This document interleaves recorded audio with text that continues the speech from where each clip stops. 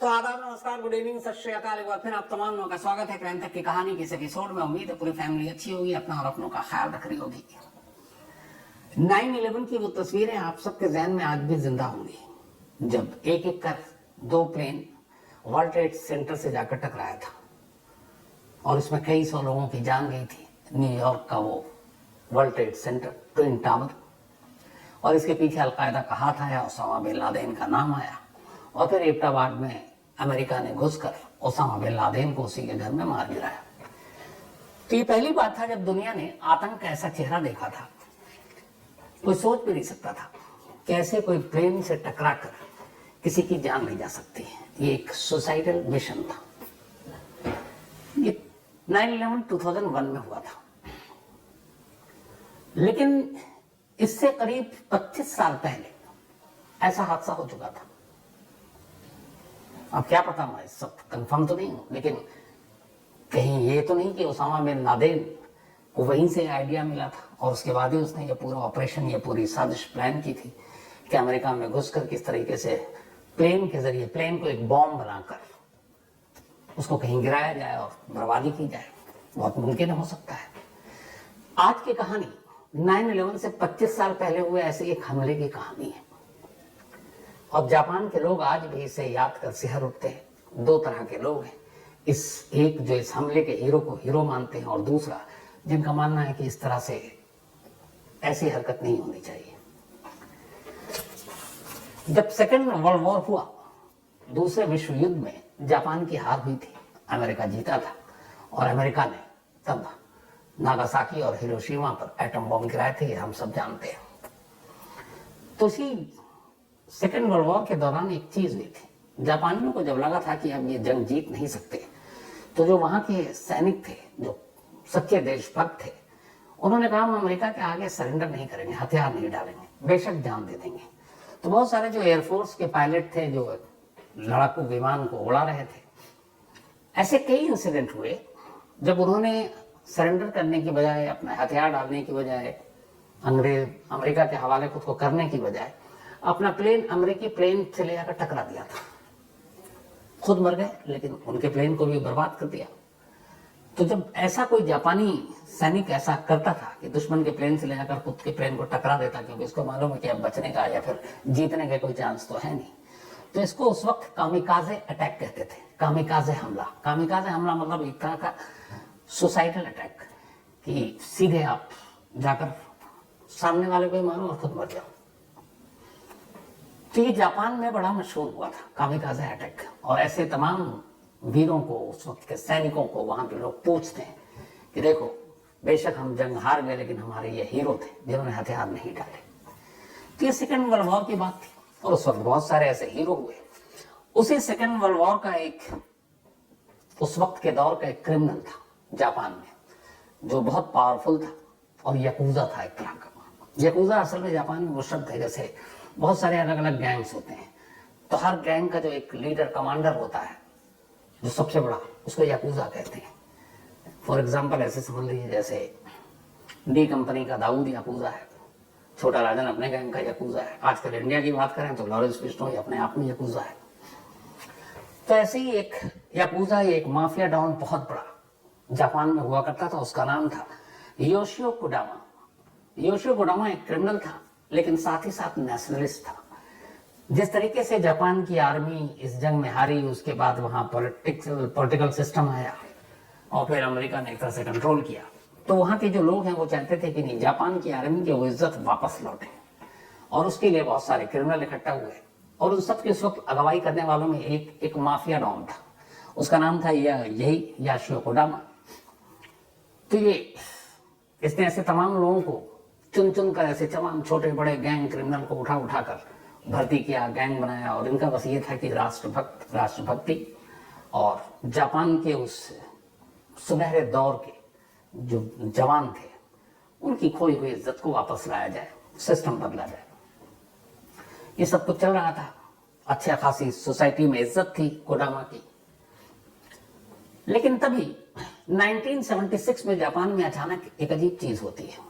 होता यह है कि 1976 में जापान के पॉलिटिकल सिस्टम पर, वहां के उस वक्त के तत्कालीन प्राइम मिनिस्टर पर और कुछ बड़े लोगों पर एक इल्जाम लगता है।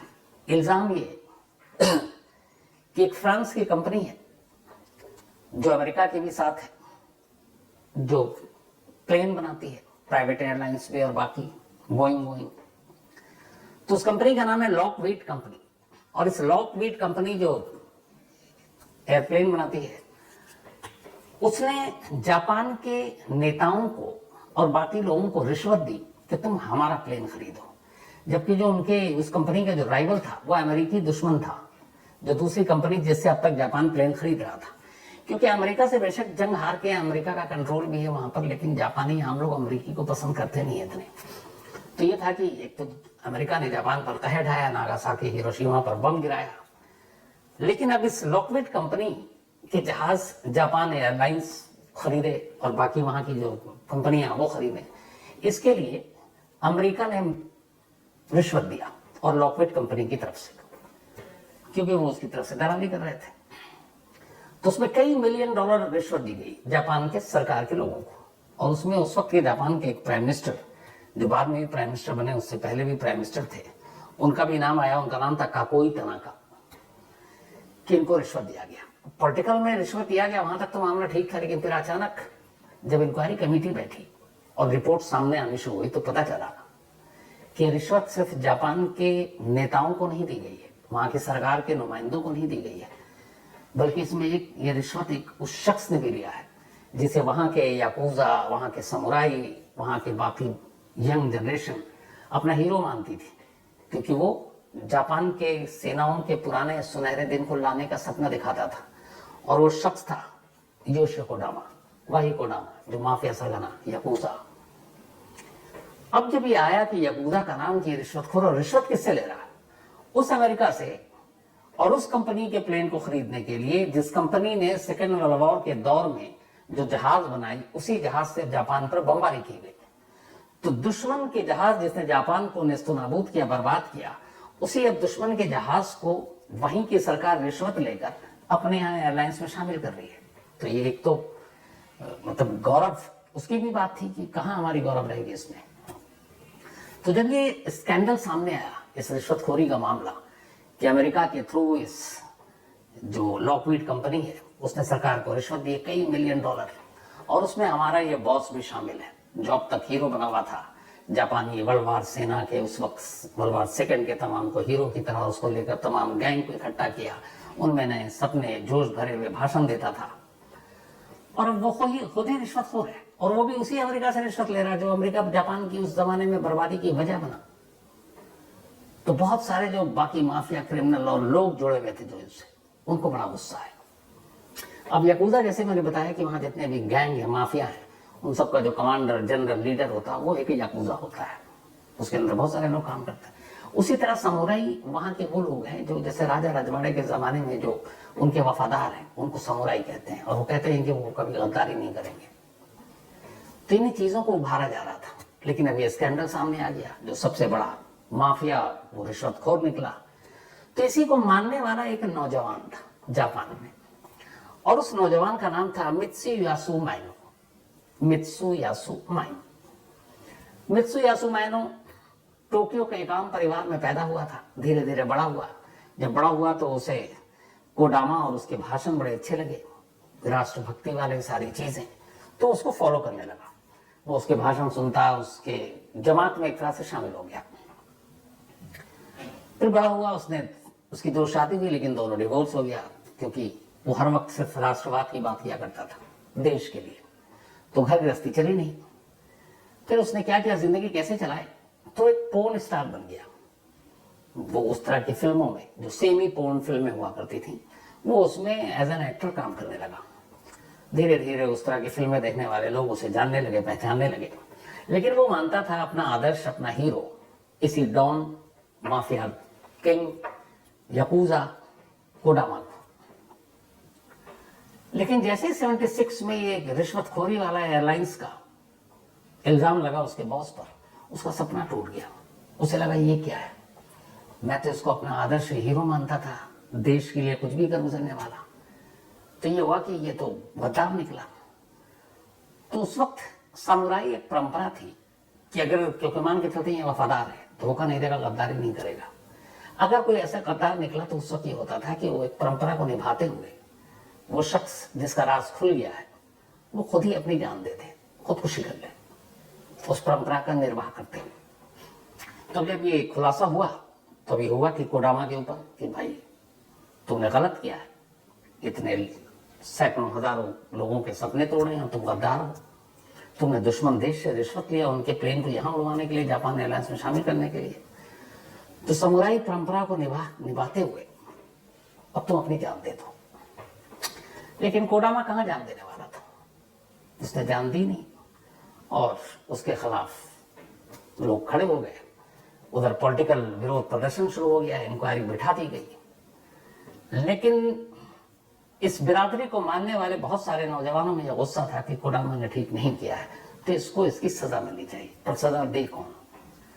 तभी योशियो कोडामा को सजा देने के लिए वही सेमी पोर्न फिल्मों में काम करने वाला अदाकार, एक्टर मित्सुयासु माइनो ने एक फैसला किया। उसने कहा कोडामा सुसाइड करेगा नहीं, समुराई परंपरा को वो मानेगा नहीं और अपनी जान लेगा नहीं, लेकिन उसको सजा देना जरूरी है ताकि पूरे जापान को ये मैसेज जाए कि हम अपने गद्दार लोगों को बर्दाश्त नहीं करेंगे, खास तौर पर उन लोगों को जिन्होंने जापानी सेना के वर्ल्ड वॉर 2 के बाद के हीरो के लिए लोगों को जगाया, पुराने गौरव, पुरानी परंपरा को वापस लाने का सपना दिखाया, और वही दुश्मन देशों से मिले हुए हैं। तो मैनो ने अब कहा कि मैं लूंगा इसका बदला, पर कैसे ले? अब उसने सोचना शुरू किया।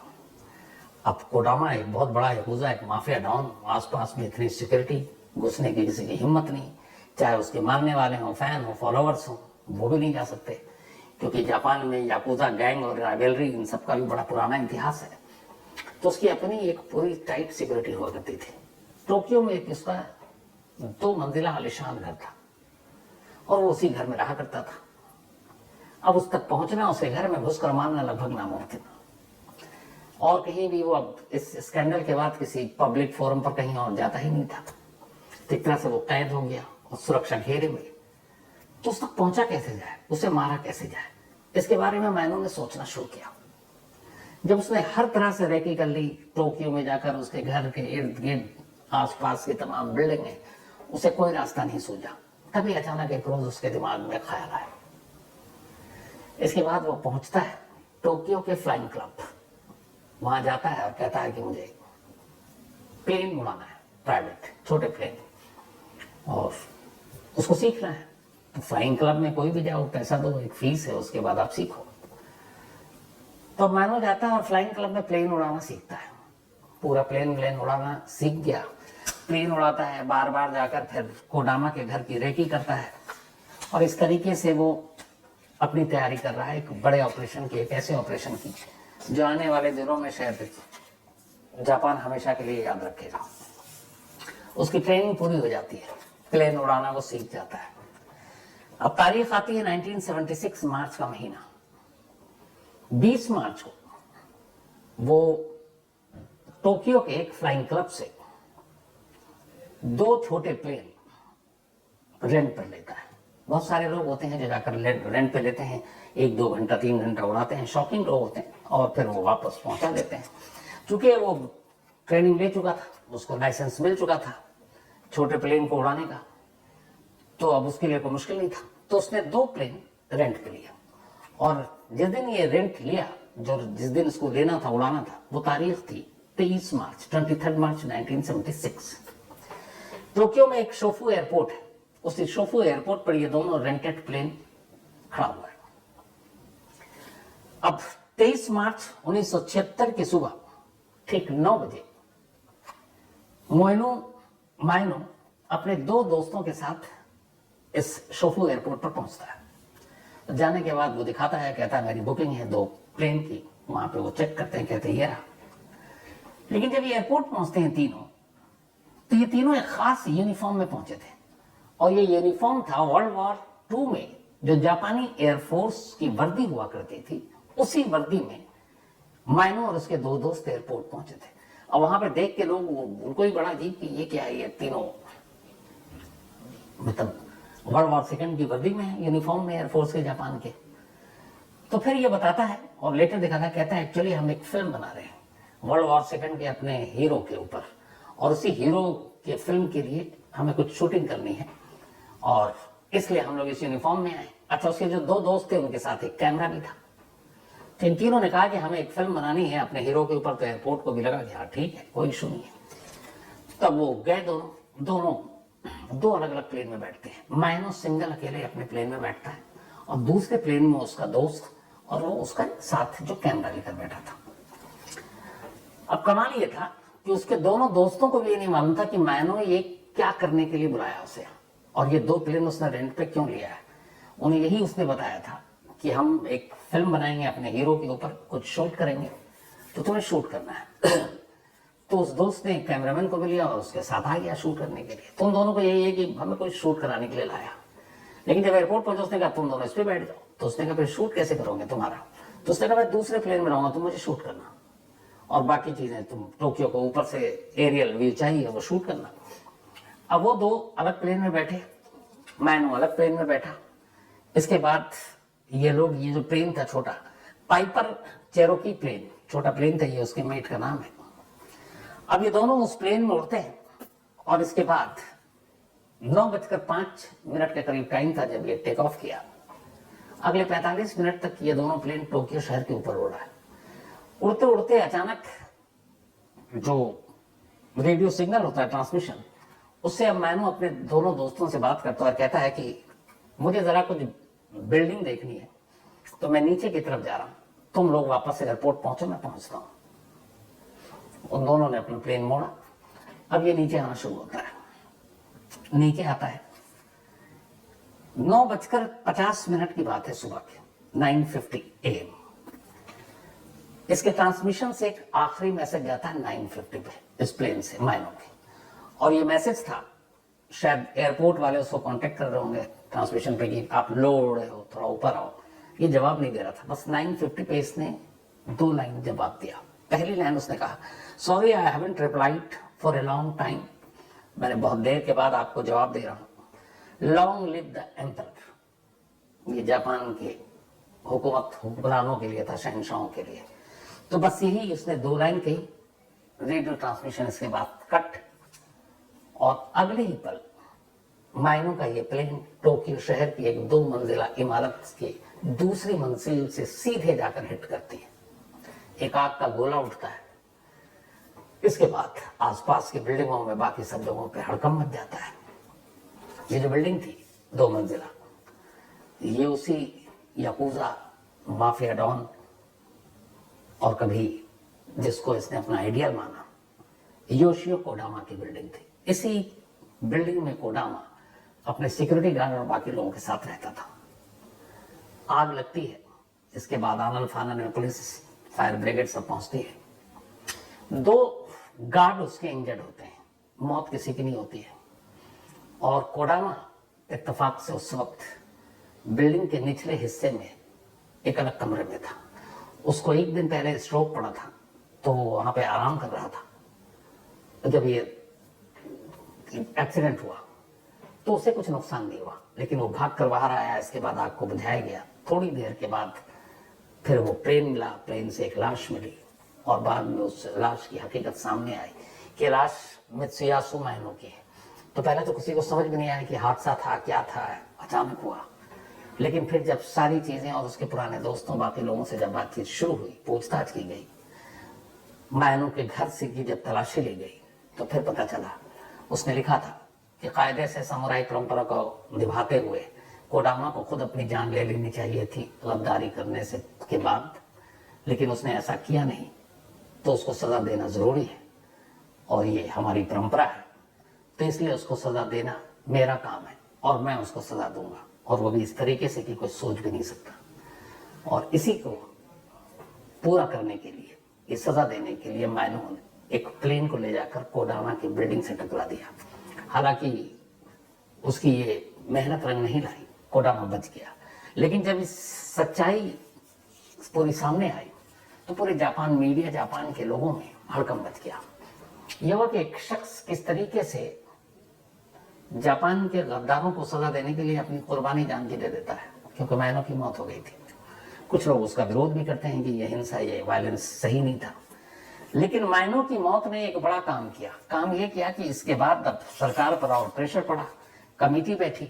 कमेटी बैठने के साथ ही साथ अब कोडामा के ऊपर भी मुकदमा चला। कोडामा के ऊपर जब मुकदमा चला, ट्रायल शुरू हुआ, लेकिन ट्रायल शुरू होने के बाद, इससे पहले कि ट्रायल पूरा होता और उसको सजा सुनाई जाती, 17 जनवरी 1984 को कोडामा को एक और स्ट्रोक आता है और उसकी मौत हो जाती है। यानी उसे जापान की अदालत और कानून सजा नहीं देती, बल्कि वो खुद मर जाता है। उसकी मौत के बाद जापान के और उस सोच से जुड़े हुए ज्यादातर लोगों का यही कहना था कि कोडामा को ऊपर वाले ने सजा दी है, इंसानों ने नहीं दी। उसने जापान के दुश्मनों के साथ मिलकर जो रिश्वतखोरी की गद्दारी की है, इसी वजह से उसकी जान ऊपर वाले ने दी है। तो कोडामा की मौत तो अपने आप हो गई, लेकिन बाद में फिर कमेटी बैठी। कमेटी ने अब जापान के उस वक्त के प्राइम मिनिस्टर, उसकी पूरी इंक्वायरी की, तनाका की, और फिर तनाका के खिलाफ फैसला सुनाया और माना। तनाका का 1972 से 74 तक जापान के प्राइम मिनिस्टर रहे थे, और माना कि इस पूरे मामले में उन्होंने रिश्वत ली है, और मतलब $1 मिलियन से ज्यादा की ली है। लेकिन फैसला सुनाने के बाद जेल जाना पड़ता, उससे पहले ऊपरी अदालत में मामला गया और वो पहुंचे और उन्होंने स्टे ले लिया, तो जेल गए नहीं। और फिर बाद में वो दोबारा जापान के प्राइम मिनिस्टर बने। तो कोडामा को तो ऊपर वाले ने सजा दे दी जापान के लोगों की के हिसाब से। अब बचे जापान के एक्स प्राइम मिनिस्टर, हालांकि वो बाद में भी बने, काकोई तनाका।